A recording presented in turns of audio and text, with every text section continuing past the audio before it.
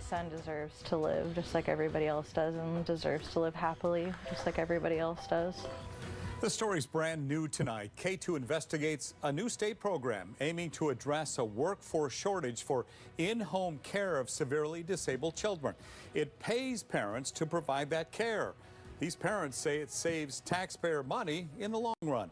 Thanks a lot for joining us for Katu News at 6. I'm Steve Dunn. And I'm Deborah Knapp. Katu investigator Wright Gasaway found hundreds of families qualify for the program, but only a fraction get paid. Right, many of the parents tell you they can't find people to care for their kids. Yeah, Deb, and this program is one way to address that workforce shortage. We've heard from nearly a dozen local parents since our first story aired 2 weeks ago. Paying parents is becoming common across the country. We actually just did his Make-A-Wish in May for his 7th birthday. We went to Disney World. Jordyn Skaats' 7-year-old son, Thorin, lights up her world. But yeah, he's a happy little guy. He's really fun to be around. He'll tell us, he's nonverbal, but he'll still point to things and tell us in his own way when he's happy and excited. He's happy right now, huh? Yeah. He was born at 25 weeks. That resulted in a number of health complications that require 24/7 care. Can you want to sing your song? What is the weather, what is the weather?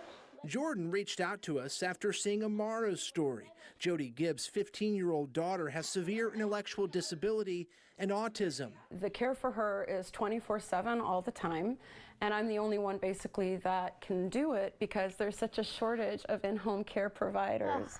Both children qualify for a new program called the Children's Extraordinary Needs Program. There are 1,557 children who qualify statewide. These children qualify for hundreds of hours of care per month.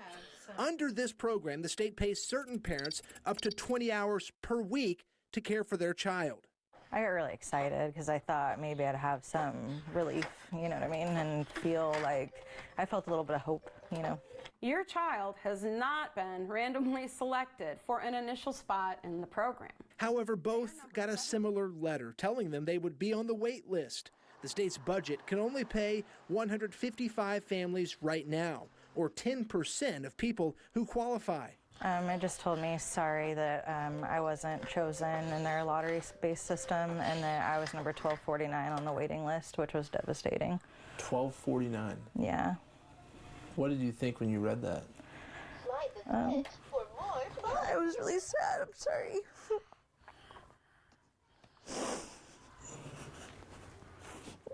I felt like I lost hope, you know?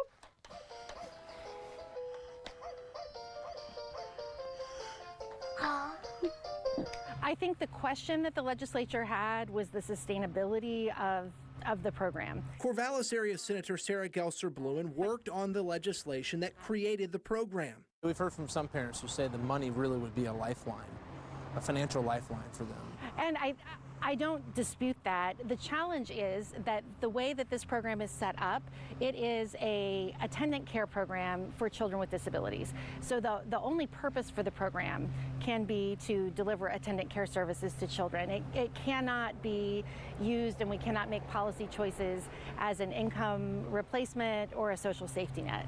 The state says it will review the costs next year and add more families if it can. Sarah Gelser-Bluen is optimistic that will happen. It would have been prohibitively expensive to just bring everybody in. That's why there was a cap, a dollar amount cap that was put on it. Advocates for parents disagree and say the state is already federally obligated and on the hook to pay for the child's care.